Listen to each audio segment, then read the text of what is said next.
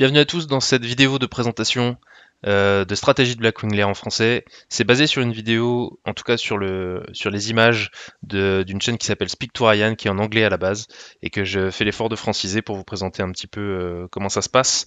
Dans la description de la vidéo, il y aura les liens vers chaque boss spécifiquement, et ça se veut pas exhaustif, il n'y aura pas tous les éléments, mais il y aura l'essentiel de ce qu'il faut comprendre, et ça sera une bonne référence pour ceux que ça intéresse d'avancer dans Blackwing Lair. Donc on va commencer tout de suite.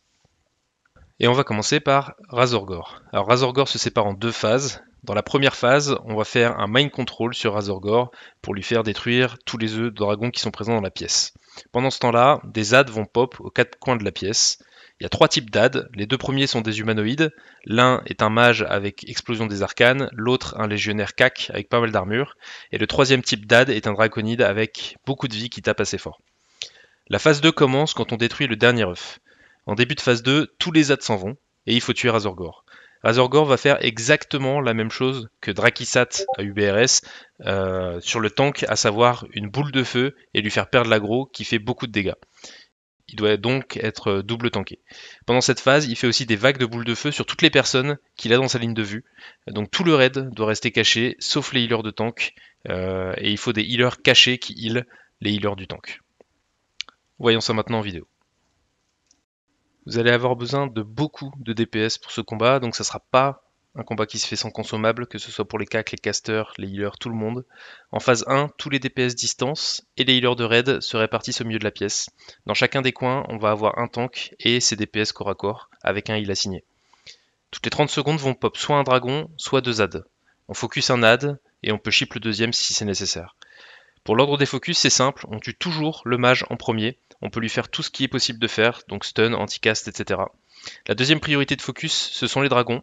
On peut les fear, les druides peuvent les sleep, les chasseurs peuvent les kiter si on n'arrive pas à les tuer. Et enfin, la troisième priorité, ce sont les légionnaires, et pareil, on peut tout leur faire. Les dragons doivent être annoncés avec les instructions comme Drake Nord, Drake West, etc. Et les DPS distance devront s'occuper de les descendre le plus vite possible. Pendant ce temps-là, celui qui contrôle Razorgore détruit les œufs. Et quand il reste deux œufs, on va fear tous les mobs qui restent et on va se cacher derrière le pilier sud qui se trouve juste à côté de l'entrée. A partir de là commence la phase 2. Il faut laisser les deux tanks monter leur aggro, c'est là que vous pouvez prendre vos potions de résistance feu. L'idéal étant d'avoir plus de 100 RF et un bon équipement pour prendre le moins de dégâts possible. Le boss n'est pas tauntable, cette partie n'est donc pas une course, c'est un marathon. Il faut absolument pas reprendre l'aggro, sinon c'est la mort assurée. Les CAC vont aller se cacher entre chaque vague de boules de feu pour prendre le minimum de dégâts, car ces dégâts ne seront pas soignables.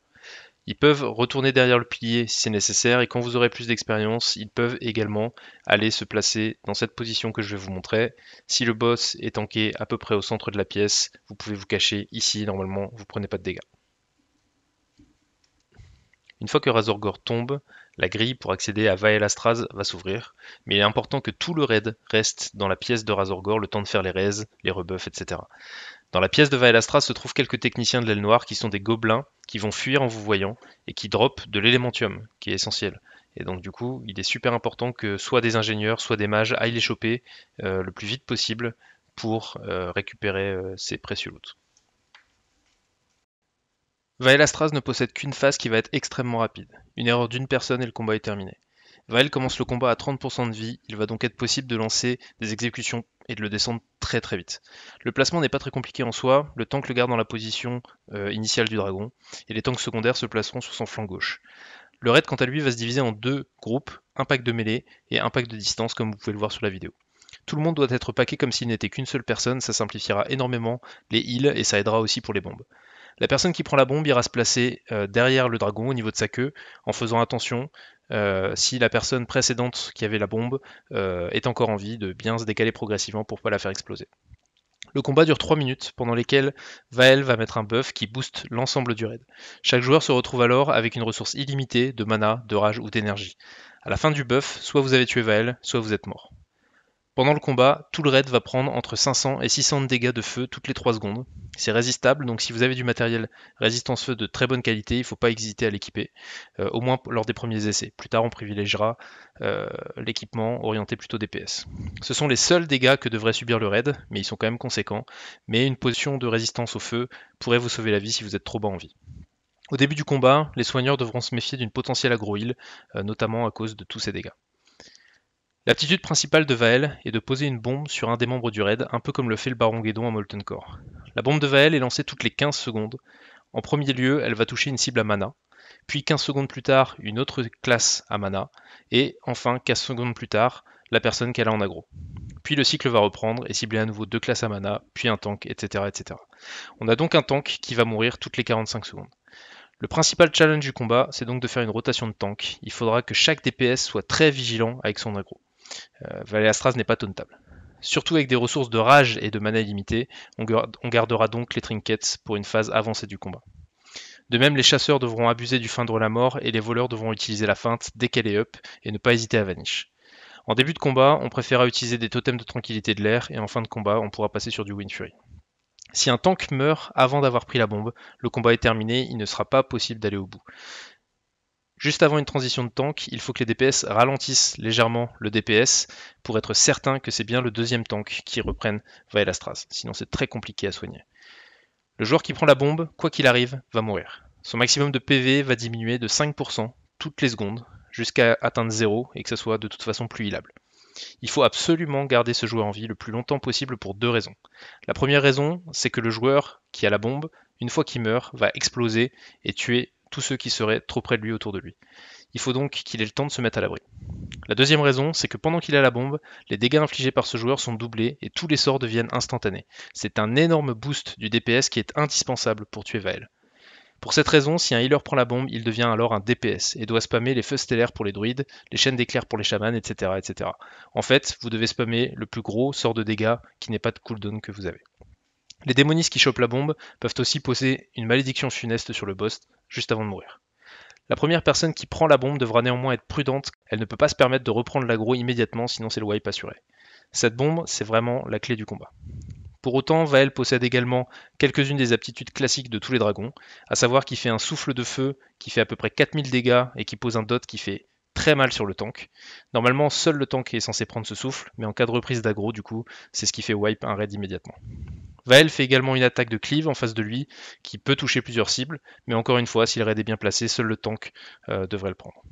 Enfin, Vael met des coups de queue, et il faut donc que la personne qui aille se placer par rapport à la bombe fasse attention à sa position quand il va exploser. Juste après Vael, vous allez devoir affronter deux packs de dragons griffes morts, ou Destalon en anglais, et ils sont bien costauds.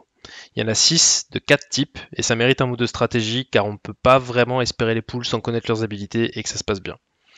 Il y en a 4 types, donc, à savoir les rongés, ou Caesar en anglais, les flammes-écailles, ou flamme-scale en anglais, les wyrmid, ou wyrmkin en anglais, et le capitaine. La composition des packs peut varier légèrement d'une idée à l'autre, mais vous aurez toujours les 4 types de dragons présents, et la manière de les gérer sera toujours la même. L'idée, c'est de les pull dans la salle de Vael, tous les druides montent à l'étage pour slip en boucle le ou les wyrmid qui sont présents. Attention, si vous avez de l'équipement avec du toucher, c'est le moment de l'équiper car vous allez subir beaucoup de résist. Pendant ce temps-là, un chasseur prendra l'aggro sur le capitaine et le fera tourner dans la salle de Razorgore en faisant des 8 dans la salle et en utilisant les reliefs. Il faudra généralement 3 tanks pour récupérer les autres adds. On commencera toujours par les rongés, ou 6 heures en anglais, car ils mettent un debuff sur le raid qui augmente les dégâts de feu subis de 1000 je crois. De temps en temps, il va rentrer en frenzy et il faudra que les chasseurs le tranquillisent, mais il n'y a rien de dangereux. On enchaînera ensuite sur les flammes écailles, qui peuvent faire des charges et des orions de flammes, mais qui ne sont pas les plus méchants.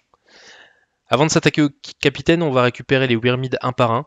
Ils ont deux habilités d'AOE de feu qui font très mal, une AOE de mêlée qui est un instant et donc qui est assez difficile à éviter, et surtout une volée de boules de feu exactement la même que celle de Razorgore, qui touche toutes les personnes en vue. Il est nécessaire de les tanker dans le petit couloir juste après la descente, ce qui permettra à des joueurs bas en vie de se cacher hors d'atteinte des boules de feu si nécessaire. Petite astuce, cette volée de boules de feu peut être kick par un voleur ou un guerrier puisqu'elle a 2 secondes d'incantation. Ensuite on finira par le capitaine, mais attention, je ne crois pas qu'il soit tauntable, le chasseur le lâche, un guerrier le récupère, c'est du tank heal DPS classique, mais attention pour les mêlées, le capitaine cleave et possède une aura qui fait des dégâts de feu. Une fois les deux packs de dragons terminés, Nous voilà maintenant dans la partie la plus chiante de l'instance, à savoir la salle de suppression, divisée en deux parties, d'abord la partie basse puis la partie haute. Avant de vous lancer, il est conseillé de relancer un full rebuff d'1 heure sur tout le monde parce que vous êtes parti sur 20 minutes plutôt intense. C'est aussi le moment de proposer les AFKBO parce que jusqu'au prochain boss, il n'y aura plus de pause possible. Dans cette salle se trouvent des pièges qui ralentissent énormément votre vitesse de déplacement et d'attaque et quelques ZAD qui vont repop très très vite. 2 ou 3 de vos voleurs vont devoir s'occuper de désarmer les pièges en restant furtifs, donc hors combat. Ils devront prendre pas mal d'avance pour éclaircir la voie au chasseur qui va faire les pulls ou au raid lorsqu'il va avancer. Il est essentiel qu'ils soient plusieurs au cas où l'un d'eux fasse une aggro. D'ordinaire, on collera le mur de gauche dans la première partie de la salle et le mur de droite dans la seconde partie de la salle. En plus des pièges, on va avoir 3 types d'AD qui vont peupler cette salle, à savoir des packs de dragonnets chromatiques qui repopent toutes les 1 minute, puis des ZAD un peu plus gros, à savoir des dragons qui repopent toutes les 12 minutes, et un trio d'humanoïdes qui repopent également toutes les 12 minutes. Pour les dragonnets, c'est simple, un tank se charge de les prendre sur lui pendant que le raid avance. Le but n'est pas d'essayer de les tuer le plus rapidement possible, vu qu'ils repopent très vite. On ne déclenchera donc les AOE que sur des calls, et pour les tuer uniquement quand ils seront très nombreux. Pour les dragons, il faut les tanker en dehors du raid, ils ont une AOE de feu autour d'eux, et la seule chose à faire est d'essayer de kick leur AOE de feu. Pour les humanoïdes, il suffit d'en chip 2 et de les DPS un par un. Les attaques multiples comme tourbillon ou déluge de lame sont interdites à ce moment-là. Comme je vous le disais donc, il y a deux salles. Une bonne stratégie pour pull proprement la première salle, c'est d'avoir un chasseur qui tire sur les mobs et qui se fait soigner par un druide qui reprendra naturellement l'aggro et qui ramènera les mobs vers les tanks. En cas de double aggro, un autre chasseur pourra toujours sauter en arrière et prendre un dragon sur lui et aller le kiter le temps que le reste du raid s'occupe du premier pack. Tout le long de ces deux salles, vous allez trouver des safe spots pour passer hors combat très rapidement. Vos healers devront être très réactifs pour prendre de la boisson et régénérer rapidement leur mana, mais ces safe spots sont assez rares. Pour des raisons évidentes, les totems des chamans sont strictement interdits dans cette pièce-là. Dernier point, la plupart du temps, vous n'allez rien voir, mais c'est pas une raison pour vous décoller des murs, parce que c'est très dangereux de se décoller des murs, ça aggro souvent des mobs qui sont un peu plus loin. Donc vous devriez y rester collé en permanence, et si vous perdez une ou deux personnes, il sera possible de leur demander de revenir à pied et de les invoquer juste devant l'Ashlayer, mais si vous perdez 7 ou 8 personnes, laissez-vous mourir, croyez-moi d'expérience, vous gagnerez plus de temps à vous laisser mourir qu'à essayer de ressusciter ou d'invoquer les gens. Une fois cet enfer passé, vous allez directement tomber nez à nez avec le boss suivant, l'Ashlayer, le seigneur des couvées. Le pool est un peu délicat car il faut que des voleurs avancent légèrement et abaissent les derniers pièges pour que le raid puisse avancer et aller se placer, le MT en premier. Dans la pratique, c'est le boss le plus simple de l'instance, mais il y a deux façons très simples de wipe sur lui, soit une reprise d'aggro, et encore une fois il n'est pas tauntable, soit si un des tanks meurt. Et on va voir qu'à cause de ces aptitudes, ça peut arriver très très vite. Les aptitudes de l'Ashlayer sont dévastatrices. Déjà, il fait un knockback en AOE autour de lui qui inflige des dégâts, repousse les joueurs et réduit leur aggro. C'est à cause de cette attaque que l'aggro est très sensible sur ce boss et vous vous rendrez très vite compte si vos mages et démos ont un bon niveau de jeu ou pas. Et c'est aussi ce qui rend le combat assez court puisqu'au bout de 4 minutes, 5 minutes, il sera plus du tout possible de gérer les pertes d'aggro des tanks. Il faut maintenir les deux tanks le plus proche possible des 100% de points de vie en permanence, car une autre de ses compétences, c'est une frappe mortelle qui inflige à peu près 5000 dégâts et réduit les soins sur le tank de 50% pendant 5 secondes. Il faut remonter le tank le plus vite possible. Pour être sûr de ne pas le perdre, potions, pierres de soins, dernier rempart, mur protecteur sont vos amis. Et il ne faut pas hésiter une seconde à les utiliser, sinon il peut être trop tard. Lors de vos premiers essais, je vous recommande d'utiliser des flacons des titans, de ne pas être trop avare avec ça. On s'en passera vite, mais au début, quand les tanks ne sont stuff que T1, ça aide beaucoup. Évidemment, il cleave à peu près pour 1300 dégâts, et ça, tous les tanks vont le prendre, donc c'est important de les maintenir. Enfin, sa dernière attaque est la plus dangereuse pour les DPS mêlés et les tanks, est une AOE de feu qui a une assez large portée et qui lance à peu près tous les 25 secondes. Elle fait plus de 3000 dégâts de feu, et il faut que les DPS l'évitent en se cachant contre la grille. Cette AOE réduit également leur vitesse de déplacement. En bref, c'est encore une fois un combat de gestion de son aggro, une bataille de kick-emitter sur l'Ashlayer, c'est un l'Ashlayer qui ne tombe pas. On ne fera donc aucun DPS pendant 30 secondes au début du combat, le temps que tout le monde se place, histoire d'assurer l'aggro des deux tanks principaux qui vont se passer le boss à mesure du combat. Le DPS commencera donc à partir de la deuxième AOE de feu, et les casters pourront commencer à envoyer la sauce seulement à partir des 90% de vie du boss. Totem de tranquillité de l'air obligatoire. Si des joueurs sont mal placés, il est possible que des dragonnets se joignent à la partie. À ce moment-là, laissez les casters gérer la menace à coup d'AOE. C'est sur ce boss que vous allez pouvoir tester le niveau de jeu de vos healers et leur communication. Il faudra qu'ils apprennent très vite après caster leurs plus gros soins sans gâcher leur mana pour autant, mais en ayant conscience des claques que va prendre le tank. Si on meurt sur la Slayer, on se retape toute la salle précédente, donc croyez-moi, on n'a pas envie de mourir sur la Slayer. Avant de parler des 3 boss dragons qui sont très semblables et qui suivent, on va discuter un petit peu des trashs qui les entourent. La première chose à faire une fois qu'on a tué la Slayer est de clean complètement la salle avant lui, elle ne repopera plus. À partir de ce niveau de l'instance, il reste à peu près 8 packs de trash à faire pour 5 boss, ce qui est cool, mais ces trash, ils vont vous donner quelques fils à retordre et un peu de sueur car pour la plupart, ils sont plus difficiles que pour certains boss. Il existe 3 différents packs de trash, 2 avec des draconides et 1 avec des humanoïdes. On va donc se concentrer sur le premier type de pack de trash, à savoir celui qui est composé de divers humanoïdes. Le premier type d'humanoïde qui compose ce pack, ce sont des démonistes de l'aile noire. Ils font des pluies de feu dont il faut s'enfuir et ils vont être la cible prioritaire du raid. Chaque démoniste va également invoquer un portail duquel va sortir 2 gangregardes à intervalles réguliers. On peut les bannir, et tous les démonistes du raid doivent être concentrés là-dessus à partir du moment où ils apparaissent. Le raid s'écartera des bans car ils font aussi des AOE de feu. Il faut aussi éloigner les gangregardes les uns des autres quand ils seront tankés à cause de ces AOE. Le pack est également composé de 5 à 8 techniciens de l'aile noire. Ils n'ont que 15 000 PV, il faut les AOE. Ils lancent des grenades mais qu'on peut assez facilement esquiver si on reste en mouvement. On a également 1 ou 2 lieurs de sorts de l'aile noire. Ils sont insensibles ou en tout cas très résistants aux dégâts magiques.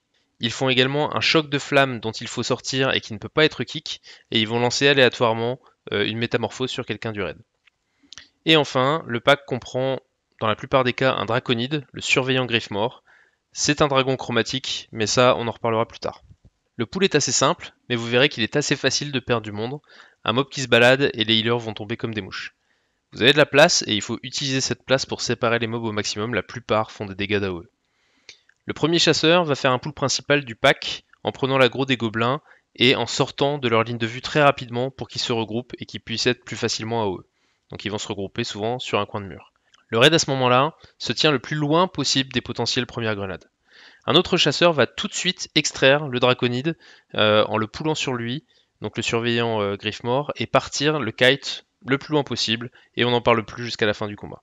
Un dernier chasseur va récupérer le lieur de sort avec un tir automatique et l'amener sur un tank. Ce tank devra être très éloigné du raid avec ses healers et sortir des zones de choc de flamme que va invoquer le lieur de sort.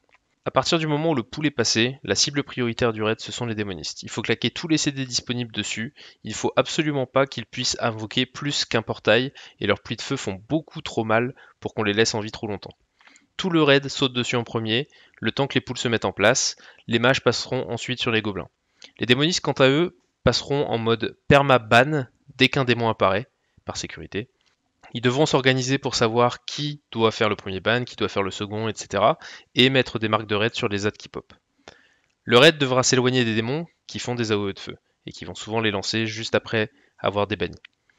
Un tank devra également être assigné à la récupération de ces démons, qui seraient éventuellement dans l'attente d'un ban pour qu'ils n'aillent pas détruire les soigneurs. Pendant ce temps-là, donc tout au début du pool, un Mage Frost seul va s'avancer pour prendre l'aggro des gobelins avec une explosion des arcanes et rester en mouvement pour ne pas prendre leur jet de grenade.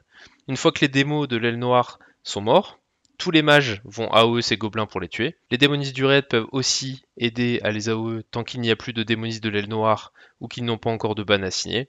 À partir de là, tous les autres mages et démonistes commencent à AOE les gobelins pour les descendre au plus vite. Le mage principal, celui qui a l'aggro donc, pourra ice block en cas de danger critique. Une fois que les démonistes et les gobelins sont tombés, les casters passent sur les démons, qu'on fera des bans un par un, et les mêlés passent sur les lueurs de sort. Puis, on passera sur le draconide qu'on fera revenir quand il ne restera plus que les démons. Les surveillants draconides tapent fort, mais ils n'ont pas d'habilité particulière, si ce n'est un Orion de feu à 1200 sur le tank. Par contre, ils sont chromatiques, et il faudra trouver leur vulnérabilité rapidement pour assigner les focus. Je vous explique ça juste après. Les autres packs de trash sont donc composés uniquement de draconides, et il y a 2 formations possibles. Il y a soit des packs de 3 grands draconides, soit un pack avec un grand draconide et 3 petits. Et tous ces dragons sont chromatiques. Les petits dragons sont les mêmes surveillants Griffmore dont on a déjà parlé pour les packs d'humanoïdes juste avant. Les grands sont les gardes Wyrm. je suis pas certain qu'ils soient tauntables. Ils tapent fort, mais ils ont très peu de technique. Par contre, ils en ont une qui est très gênante pour l'aggro, surtout au début du combat, à savoir faire une AOE autour d'eux qui assomme tous les joueurs en mêlée. Il faudra donc un tank en retrait, prêt à se jeter à l'assaut du mob si le tank principal perd l'aggro pendant qu'il est assommé. De même, tous les DPS devront attendre la fin du premier storm pour commencer à DPS ou pour commencer à tester les vulnérabilités magiques. Une potion de libre action peut aider le tank à ne pas se faire assommer trop vite. Mais du coup, qu'est-ce que c'est qu'un dragon chromatique? Un dragon chromatique est un dragon qui a une sensibilité magique, mais qui résiste à toutes les autres. Par exemple, un dragon chromatique qui serait vulnérable au feu prendrait 3 fois plus de dégâts de la magie de feu, mais 3 fois moins de toutes les autres écoles de magie. On ne pourra donc quasiment le tuer qu'avec du feu. Il est à noter, pour les prêtres mages démo, que ça fonctionne également avec l'élément de leur baguette magique. Essayez, si vous êtes un mage, d'équiper une baguette qui fait des dégâts d'ombre ou de nature. Ça vous permettra d'avoir toute une palette de résistance disponible pour DPS tous les mobs possibles. Et ça marchera aussi sur Chromagus, on va le voir juste après. A chaque fois qu'on poule un pack qui contient un dragon chromatique, les démonistes peuvent tester la vulnérabilité à l'ombre, pendant que les mages vont se répartir la tâche pour tester la vulnérabilité à la glace, au feu et aux arcanes, et que les druides testeront la vulnérabilité à la nature. Les chasseurs peuvent également aider à identifier une vulnérabilité des arcanes ou de la nature si c'est nécessaire. Si vous trouvez une vulnérabilité nature, ce dragon ne va pas descendre très vite. Gardez-le pour la fin car vous avez très peu de DPS nature dans le raid. Si le heal tient, vous pourrez même demander aux druides et aux chamans de lancer quelques éclairs ou quelques colères pour descendre le mob un peu plus vite. Faites attention quand vous cherchez les vulnérabilités de ne pas reprendre l'aggro. Elle est très sensible car vous allez taper très fort d'un coup par rapport à l'aggro qu'aura le tank, surtout au début du combat. Sans compter que les grands draconides en plus vont assommer vos tanks. Il faut donc absolument attendre la fin du premier stun pour commencer à tester la vulnérabilité sur les grands dragons. La méthode la plus simple étant d'utiliser des rangs 1 des sorts. Ils se lancent très vite, ils ne coûtent quasiment pas de mana et surtout ils vous feront pas reprendre l'aggro. L'autre méthode à utiliser, c'est d'utiliser votre baguette, mais c'est parfois moins rapide et ça ne teste qu'un seul élément. La stratégie de ces packs en soi, elle est plutôt simple. Tant qu'il reste un garde Wyrm et au moins un autre mob, alors au début vous posez pas de questions. Un chasseur kite le garde Wyrm aussi loin que possible. S'il y a 3 gardes Wyrm, 2 chasseurs peuvent partir chacun avec un garde Wyrm pendant que le raid s'occupe de celui qui reste. Cela vous enlèvera un gros poids lors de vos premiers essais et quand vous serez plus à l'aise, vous pourrez facilement envisager d'off-tanker tous les adds et de gagner du temps en répartissant au mieux les DPS entre les vulnérabilités. Mais au début, jouez safe parce qu'il vaut mieux perdre du temps que mourir. Quand vous tankerez plusieurs Wyrm, ils devront aussi bien être espacés entre les autres pour qu'un Wyrm ne stun pas un tank qui n'est pas le sien lors de son AOE stun. Nous allons maintenant pouvoir passer à la stratégie des 3 dragons, Gueule de Feu, Flamgore et Ebonrock. Je vais commencer par faire une partie commune, car en effet ces 3 dragons partagent 3 de leurs 4 habilités. Vous allez voir que c'est un combat de tank et d'endurance, les mobs sont tauntables et c'est même la clé du combat. La première habilité que font tous ces dragons, c'est la Flamme d'Ombre. La Flamme d'Ombre requiert que tous les tanks équipent la cape en écaille d'Onyxia. Il est conseillé pour les mêlées, lors des premiers essais, de l'équiper également. Elle fait des dégâts d'ombre, donc le buff ombre des prêtres sera le bienvenu. Si vous n'équipez pas la cape d'Onyxia, vous ferez one shot. Par contre, si vous l'avez, vous prendrez à peu près 2000 dégâts. La seconde chose que font tous les dragons, c'est un wing buffet, ou une frappe des ailes. Ça réduit l'aggro et ça projette le tank en arrière, il faut donc tanker chacun de ces dragons dos à un mur. Il ne faut pas que le MT1 prenne le wing buffet, et c'est ça la clé du combat. Il faut donc qu'un MT2 taunt le dragon, prenne le wing buffet, et ensuite que le MT1 retaunte le dragon. C'est essentiel. Ils doivent très bien communiquer entre eux. Par sécurité, je vous conseille d'assigner un second tank au taunt en cas de résiste. Le wing buffet est lancé à peu près tous les 30 secondes, et il est très important que le MT2 prenne 1 ou 2 secondes d'avance pour assurer le coup. De temps en temps, les dragons aussi exécuteront une sorte de Wind Fury sur leur cible principale en effectuant 3 attaques à la suite. Il faut donc maintenir tous les tanks assez haut en vie tout au long du combat. Si un tank meurt sur ce combat, un druide doit utiliser une résurrection de combat immédiatement. Il sera aussi intéressant de mettre les pierres d'âme sur les tanks. Les boss étant tauntables, il ne sera pas difficile de remettre ce guerrier dans la course. Maintenant, on va se concentrer sur les habilités spéciales de chacun des dragons, et vous allez voir que ces combats sont avant tout une question de placement, et que les placements vont beaucoup dépendre de leurs habilités spéciales. Juste derrière l'Ashlayer se trouve Gueule de Feu. on voit le pool juste au niveau de la grille qui était derrière le Seigneur des Couvées, en rentrant à peine dans la pièce suivante. Chaque tank se mettra d'un côté de cette grille, sur la gauche, comme vous pouvez le voir sur la vidéo. Gueule de Feu, en plus des habilités partagées qu'ont tous les dragons, utilise une habilité particulière. Il possède une aura qui fait 150 dégâts de feu sur toutes les personnes qu'il a en ligne de vue. En plus, si vous prenez ces dégâts, vous recevrez un debuff de 20 secondes qui augmente les dégâts de feu subis de 150, et ce debuff se cumule. Ce qui veut dire que le prochain tic que vous prendrez, 5 secondes plus tard, fera alors 300 points de dégâts, et les suivants 450, 600, 750, etc. Ce tic rafraîchira par la même occasion le debuff de 20 secondes de vulnérabilité au feu. À cause de ce debuff, les tanks doivent trouver un compromis entre avoir assez de RF pour le résister au maximum et avoir assez de toucher pour ne pas rater leur taunt sur Firemo. Dans tous les cas, ça limitera pas mal la durée du combat, car à un moment les tanks ne seront juste plus soignables. Donc pour résumer, pour le raid, si vous êtes en ligne de vue du boss, il va y avoir un tic de dégâts de feu toutes les 5 secondes qui va vous poser et vous rafraîchir un debuff pour les 20 secondes pendant lesquelles les dégâts de feu seront augmentés. Dans tous les cas, ce sont les seuls dégâts que prennent le raid. Ce qui veut dire que si vous mourrez, ça sera de votre faute. Vous ne pouvez pas vraiment attendre un heal sur ce boss si vous n'êtes pas en safe zone ou si vous avez trop de stacks, surtout les mêlées. La résistance feu peut vous permettre de résister à tous les dégâts de feu et éventuellement même de ne pas prendre le debuff, ce qui augmentera significativement votre DPS. Si vous avez de la RF de très bonne qualité, considérez de l'utiliser ici. Si vous n'y résistez pas, au bout d'un moment, vous serez forcé d'aller déstacker ces debuffs. Et pour ça, vous avez deux solutions. Soit en vous cachant pendant 20 secondes, soit en lançant un sort entre deux ticks. Vous aurez à peu près 4 secondes pour vous décaler, envoyer votre sort et vous recacher. Mais il faudra déjà un niveau de jeu assez avancé et un petit peu d'expérience pour y arriver. Dès que vous esquivez 4 ticks à la suite, le debuff s'en va et vous repartez à 0. Vous pouvez du coup recommencer à DPS en prenant un minimum de dégâts. Dû à cette mécanique, les soigneurs vont devoir organiser des roulements en plusieurs groupes. Des groupes qui soignent les tanks et qui stackent les debuffs, et des groupes qui déstackent les debuffs et qui seront sur le heal du raid, et il devra y avoir une rotation entre ces soigneurs. Il est possible que quelques soigneurs restent dans la salle de l'Ashlayer et utilisent le mur pour ne prendre aucun debuff, mais rester à portée des DPS de mêlée pour les soigner. Mais attention, au-delà de 5 debuffs, les mêlées ne pourront plus compter sur ces heals et ils devront aller déstacker comme tout le monde. Tous les joueurs devront donc gérer les stacks de debuff et leur vie. À partir du moment où vous êtes caché, vous ne prendrez plus aucun dégât. Profitez-en pour abuser des bandages ou en mettre sur vos healers. Quand vous êtes en train de déstack, la plupart du temps, vous n'aurez que ça à faire. Le second dragon que vous allez affronter est Ebon Rock. Et pour le coup, la stratégie est beaucoup plus simple. Ebon Rock va poser toutes les 8 secondes l'ombre d'Ebon Rock sur sa cible principale. Tant que le tank a ce debuff sur lui, et ça dure aussi 8 secondes, à chaque fois qu'Ebon Rock va lui taper dessus, il va se soigner de entre 5 et 10% de sa vie totale. Il faut donc qu'un autre tank taunt immédiatement Ebon Rock dès qu'il pose cette malédiction. On fera donc un roulement entre 3 tanks qui se passeront le boss à tour de rôle, et il ne faudra pas oublier les Wing Buffets qui arrivent aussi toutes les 30 secondes, où il faudra également taunt le boss. Au pool, le raid se cachera le long du mur de la descente pour éviter de mourir bêtement sur un souffle de flamme d'ombre un peu anticipé. Ce sera aussi le cas pour Flamgore après. Pour le reste du combat, le raid n'a quasiment rien à faire de particulier. Les mêlées se mettront éventuellement en sécurité en suivant légèrement la position du boss pour bien rester dans son dos. Si vous avez une frappe mortelle dans le raid, elle sera aussi la bienvenue ici car elle limitera le heal reçu par Ebon Rock si vous n'êtes pas assez rapide lors d'un taunt.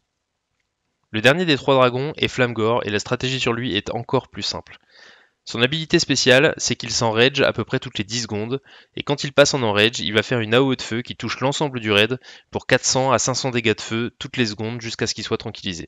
Les chasseurs auront donc pour mission de tranquilliser Flamgore pour enlever cet enrage quasi immédiatement. Il faut qu'ils communiquent bien entre eux pour les trunkshots, l'astuce ici étant de se mettre à la portée minimale de leur dead zone, le plus proche possible du boss, pour que la flèche des chasseurs atteigne le plus rapidement possible sa cible.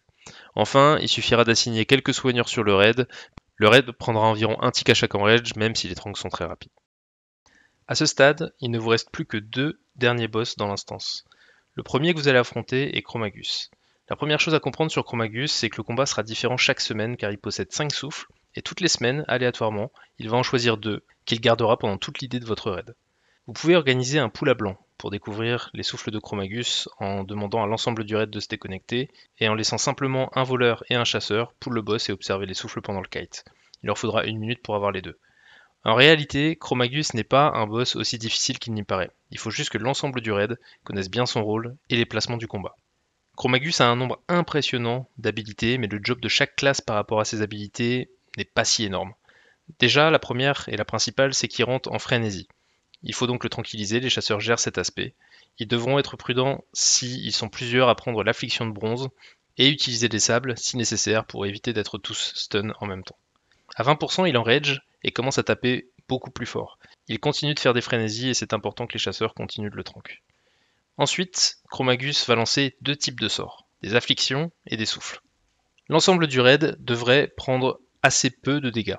C'est donc plutôt le décurse qui va être essentiel sur le combat. Il existe 5 types d'afflictions. L'affliction bleue, qui est une magie, et qui va griller 50 points de mana toutes les secondes, réduire la vitesse d'incantation de 50% et la vitesse de déplacement de 70%.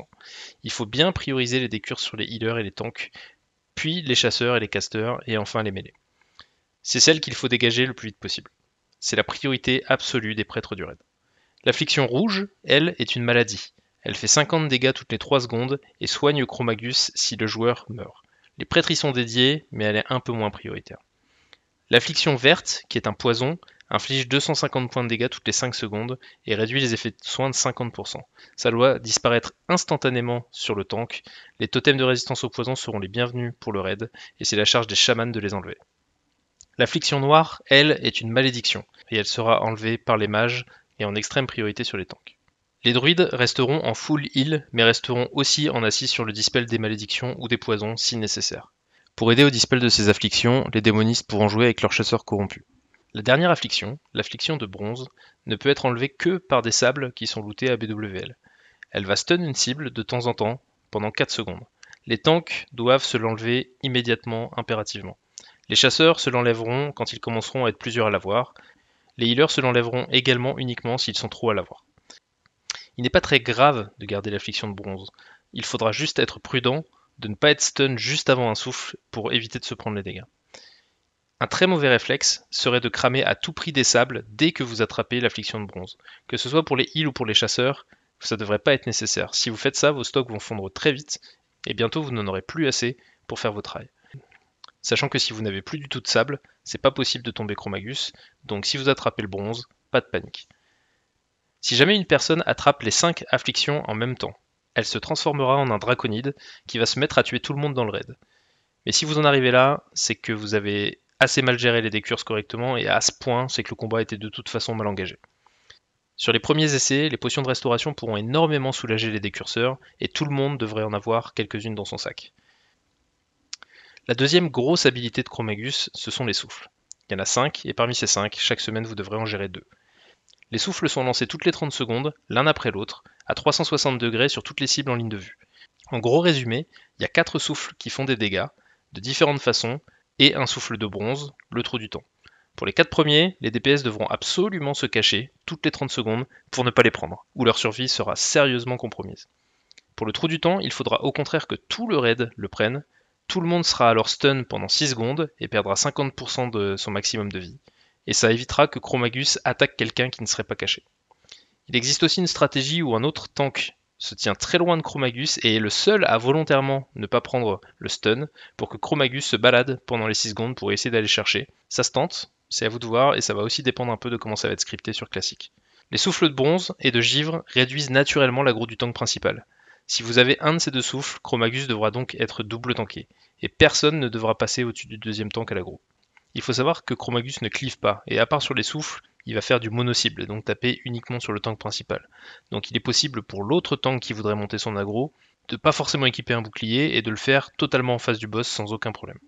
Quel que soit le souffle, toutes les 30 secondes, la stratégie pour les soigneurs est la même, à savoir remettre le tank full vie et lui mettre tous les hots possibles pour le soigner sur le temps. Si vous voulez le détail de tous les types de souffles de dégâts qui existent, je vous invite à mettre pause sur la vidéo, voilà le résumé. Pour les tanks, s'il n'y a pas de souffle de feu, vous pouvez oublier l'ARF, sinon ça pourrait être intéressant d'en équiper un petit peu. Enfin, Chromagus a une dernière particularité, c'est un dragon chromatique. Comme pour les dragons chromatiques précédemment, il obéira aux mêmes règles, à savoir de prendre 3 fois plus de dégâts d'une école de magie et 3 fois moins de toutes les autres. La seule différence, c'est qu'il en changera régulièrement. Il faudra alors tester, toutes les 20 à 30 secondes environ, la sensibilité de Chromagus. Si les sensibilités sont favorables aux mages, il ne faudra néanmoins pas oublier de décurse les malédictions.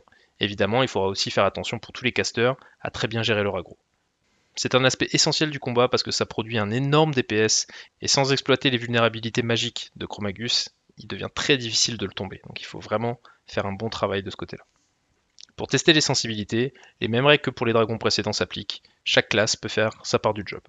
S'il passe en vulnérabilité de nature, un poison instantané sur une main gauche de rogue pourra être une bonne option, mais il faudra être très prudent avec son aggro et abuser de la feinte et du vanish si jamais ça arrive. Pour le pool, c'est assez simple. On enverra un voleur ouvrir la grille de Chromagus, sur lequel on lancera un TP de démo. Le main tank récupérera le boss avec une rage sanguinaire. Le placement au pool est essentiel. Regardez bien la vidéo pour voir comment le raid et les guerriers se placent. On ne commencera à DPS qu'après le premier souffle. Pendant ce temps-là, le tank et le off-tank s'il y en a un, build leur aggro. Si Chromagus est correctement placé, les soigneurs ne devraient jamais avoir besoin de se mettre en vue de Chromagus, et donc devraient être protégés des souffles en permanence, excepté s'ils doivent prendre le souffle de bronze. Le combat est long et éprouvant, surtout pour la mana des healers, mais si chacun fait son taf, le boss en soi n'est pas très difficile. Pensez bien à envoyer la sauce à partir de 20% pour être sûr de le descendre le plus rapidement possible à partir du moment où il enrage. Il sera également important de ne pas le passer sous les 20% si vous êtes juste à quelques secondes de recevoir un souffle. On va donc parler maintenant du boss final de Blackwing Lair, Nefarian. Pour la dernière partie de cette vidéo, j'ai choisi d'utiliser les images d'un super tutoriel qui a été fait par Razerisk, et je vous mettrai le lien dans la description. Dans ce guide, on va voir un certain nombre de choses, à savoir dans un premier temps la préparation, les positions, toutes les habilités de Nefarian, les class calls, et toutes les astuces qui peuvent être nécessaires pour le combat. Et on va commencer par le début, à savoir la préparation du combat, qui est essentielle. La première chose qui pourrait être utile sur Nefarian, c'est d'utiliser des potions de résistance feu ou des potions de résistance ombre, qui sont assez situationnelles mais qui pourront vous sortir d'un mauvais pas et vous éviter de mourir bêtement. Il est évident que c'est un combat qui est long et qui nécessite que chacun utilise une grande quantité de consommables. C'est un combat qui va requérir énormément de heal, énormément de DPS, et il est important que chacun soit correctement préparé. On verra dans la phase 3 qu'il sera utile d'utiliser des os de Stratholm et toutes les bombes des gobelins, notamment les charges sapeurs. Il est également indispensable qu'avant le pool, chacun s'équipe d'une cape en écaille d'Onyxia pour éviter de se faire one-shot par le souffle d'ombre qui est lancé au début de la phase 2 dans l'ensemble de la pièce. Il pourrait être intéressant de lancer un check au sein de chaque groupe pour vérifier que chaque membre du raid a bien équipé sa cape. Il y a quelques personnes qui n'en ont pas forcément besoin, mais je l'expliquerai plus tard. On va donc pouvoir entamer l'explication de la phase 1 du combat. En phase 1, Nefarian va faire pop des draconides depuis deux portes situées d'un bout et l'autre de la pièce. Il est important de couper votre raid en deux pour répartir de manière égale le nombre de DPS que vous allez avoir d'un côté et de l'autre, à la fois pour les ranges, les casters et les mêlées. Vous devrez également répartir vos tanks et vos heals de manière égale de chaque côté. Chaque semaine, vous devrez gérer deux couleurs de draconides qui seront toujours les mêmes. Les draconides arrivent par vague de 5 et leur couleur définit leur habilité. Voyons donc leurs différentes habilités. Tout d'abord, nous avons les dragons bleus qui font un drain de mana en AOE à tous les joueurs qui sont proches et qui réduisent l'attaque speed des joueurs en mêlée. Il faut absolument utiliser un piège de chasseur pour éviter qu'ils se baladent au maximum. Ils sont aussi très résistants au froid, donc les mages qui sont Spellfrost ne pourront pas DPS ces mobs-là, il faudra les mettre de l'autre côté. Deuxième type de dragon, ce sont les dragons noirs. Ils font une attaque de feu sur une cible simple, du coup un peu de RF pour les cacs sera la bienvenue, et les potions de RF aideront toujours un peu. Et ils ont une très forte résistance au shadow et au feu. Ce ne sera pas trop un problème pour les mages glace, par contre les démonistes devront changer de côté. Le troisième type de dragon, ce sont les dragons rouges. Ils font également des attaques de feu, mais cette fois avec un dot sur une cible. Ils ont une très forte résistance aux attaques de feu, mais a priori ça ne devrait pas être un problème, parce que tous les mages à ce stade du jeu jouent plutôt une Spellfrost. Il y a ensuite les dragons verts qui sont parmi les plus simples à gérer. Ils ont une très forte résistance à la nature et ils vont assommer périodiquement les gens qui se trouvent autour d'eux. Et enfin, les derniers sont les draconides de bronze qui vont ralentir la vitesse d'attaque et de cast des joueurs. C'est un peu plus difficile du coup qu'avec les dragons verts, mais pour autant, le fait qu'ils soient résistants qu'à l'arcane les rend pas trop difficiles à tomber. Avec chaque vague apparaîtra un Drake chromatique qui a énormément de PV, qui doit être tanké à l'écart du reste et qui doit être détruit par une équipe qui lui est assignée, composée de vos meilleurs voleurs, chasseurs et warded. Pendant la phase 1, Nefarian se balade, il n'est pas possible de lui faire des dégâts, par contre lui balance des bolts d'ombre sur le raid, et il est possible de le cibler pour savoir quelle est la prochaine victime qu'il va faire. Les potions d'ombre pourront aider à ce moment-là. Il est aussi capable de lancer un mind control sur un joueur du raid, faites très attention à ne pas le tuer. Il faut savoir qu'un healer qui aurait pris Nefarian en cible tout au début du combat sera capable de savoir sur qui il va lancer ses bolts d'ombre. Et ça peut vous éviter de prendre trop de dégâts et ça peut aussi vous permettre de kiter Nefarian autour d'un pilier quand il essaiera de courir après un gars et donc du coup de l'éloigner du raid et d'éviter au maximum la vague de bolts d'ombre qu'il envoie. Une fois que vous avez tué 42 dragons, Nefarian va passer en phase 2. Il est nécessaire pendant la transition que le tank et quelques healers aillent se placer avant que Nefarian atterrisse. Pendant ce temps-là, le raid continuera de tuer les dragons qui restent avant d'aller se placer. Tout au début de la phase 2, juste avant d'atterrir, Nefarian va lancer une flamme d'ombre sur l'ensemble du lieu du combat. Et toutes les personnes qui auraient alors oublié d'équiper leur cape d'Onyxia seront tuées immédiatement. Bien sûr, un Ice Block ou un bouclier divin pourront vous sauver à ce moment-là, et le Find Death pourra permettre aux chasseurs d'équiper une autre cape pour la fin du combat. Exactement comme Onyxia, Nefarian fait des souffles, il est donc nécessaire de le tanker à la perfection, et de faire très attention au cleave. Les healers n'ont pour ainsi dire qu'un objectif, maintenir le main tank en vie. S'il meurt, le combat est terminé. Par contre, c'est un challenge de longue haleine, puisque en plus de faire d'énormes dégâts, Nefarian va poser une malédiction sur le tank qui réduit les soins reçus de 75%. On assignera un mage au dispel de cette mêlée, qui sera relayé par un druide 5 secondes avant les calls, et qui utilisera le blink pour revenir au plus près du tank pour faire le dispel, si jamais il y a un call druide. Pendant que le tank commence à monter l'aggro en phase 2 sur Nefarian, le reste du raid doit finir de tuer les draconides encore vivants avant de venir se placer le long du flanc de Nefarian. Et c'est ainsi que commence la phase 2, et c'est très important à partir de là que chaque membre du raid sache exactement quelle position il doit tenir pendant le reste du combat et pendant les class calls. Les DPS de corps à corps devraient se placer sur le petit squelette qui se trouve sur la patte arrière de Nefarian pour éviter ainsi les cleaves et les coups de queue du dragon. Les healers et les chasseurs devraient se maintenir en permanence à une distance maximale du dragon pour éviter les fears qui vont être lancés à un intervalle de 30 secondes. Le sol tremble légèrement avant chaque fear, je crois qu'il est possible de se cacher derrière un pylône pour les cacs pour ne pas être fear, et éviter par exemple de prendre un cleave ou un souffle de Nefarian. Évidemment le tank devra activer sa rage berserker pour ne pas être fear, et les totems des chamans aideront grandement également. Les démonistes devront s'éloigner autant que possible des healers, et surtout rester extrêmement bien packés en cas de class call démo. Pour les mages, il existe deux positions possibles, une dans le raid qui ne posera pas trop de problèmes quand vous serez un peu expérimenté, et une autre qui se situe entre les deux piliers dans le dos de Nefarian. On va donc pouvoir parler maintenant de la deuxième difficulté de la phase 2 de Nefarian, les fameux class calls. Toutes les 30 à 40 secondes, il va se choisir une classe qu'il va appeler et qui va subir un effet qui durera jusqu'au prochain class call. Il y en a 9, 8 par faction, et on va commencer par parler de celui du War. Pendant l'appel guerrier, tous les guerriers seront bloqués en posture berserker, avec les dégâts augmentés de 30% au lieu de 10%. Ils pourront pas utiliser leur CD défensif, du coup les soigneurs devront redoubler de vigilance et claquer tous leurs CD pour maintenir absolument le main tank en vie. En réalité c'est pas le class call le plus difficile, mais il est quand même pas recommandé de passer en phase 3 sur un class call guerrier. L'appel des démonistes va invoquer deux infernaux qui vont atterrir à l'endroit où se trouve le démoniste et l'assommer et assommer tous les gens qui sont autour. C'est pourquoi les démonistes doivent se séparer du reste du raid. On peut les AOE, ils sont juste résistants aux dégâts de feu, et il faudra que tous les DPS passent instantanément sur les infernaux dès qu'ils pop. Pendant l'appel des mages, les mages vont se mettre à chip aléatoirement les autres joueurs du raid jusqu'à 100 mètres de distance. Les chips peuvent être dispel, mais il y a deux stratégies pour le gérer. Soit on garde les mages dans le raid, et dans ce cas-là, il faut gérer les chips, soit on demande aux mages d'aller se placer à chaque call dans une alcôve des dragonides, qui permettra qu'ils ne se chippent qu'entre eux, et qui soulagera un petit peu le dispel des prêtres. Cependant, cette technique nerfera pas mal le DPS du raid. N'oubliez pas qu'un de vos mages doit également se placer à portée de tank pour dispel la malédiction en cas de call druide, idéalement un mage qui possède l'ice block, ce qui lui permettra de s'enlever le debuff du class call. La plupart du temps, on évitera également de passer en P3 sur un call mage. Le class call chasseur est l'un des plus simples puisqu'il n'impacte pas du tout le raid. Au moment où le call est lancé, l'arc des chasseurs est détruit. Il suffit donc de switch un arc de basse qualité et de rééquiper son arc tout de suite après le class call. Le class call des druides va les transformer en chats pendant 30 secondes, les rendant complètement incapables de heal. Pendant ce temps-là, ils peuvent en profiter pour aller mettre quelques coups de patte à Nefarian. Tous les autres heals doivent être alertes sur le tank, et les mages doivent prendre le relais sur le dispel des malédictions.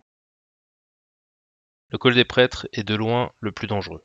Les soins directs appliquent un dot cumulatif qui inflige à peu près 200 dégâts par tick.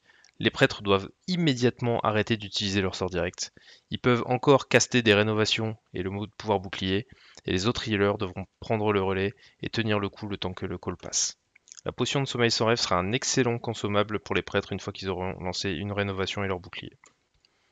Là vous espérez peut-être que je vous décrive le class call paladin, mais les gars fallait jouer horde. Désolé. L'appel voleur est un peu particulier puisque les voleurs vont pas pouvoir faire grand chose. Ils vont être TP au pied de Nefarian, ainsi que complètement immobilisés, et devenir la cible du souffle d'ombre et des cleaves qui vont être lancés par le dragon. Le MT1 devra alors se décaler sur la droite pour légèrement tourner Nefarian et faire en sorte qu'il ne puisse pas lancer ses attaques sur les rogues. L'évasion et la potion de protection contre l'ombre supérieure seront évidemment des outils puissants pour sauver la vie des voleurs, et il me semble que le Vanish permet aussi de se dérouter.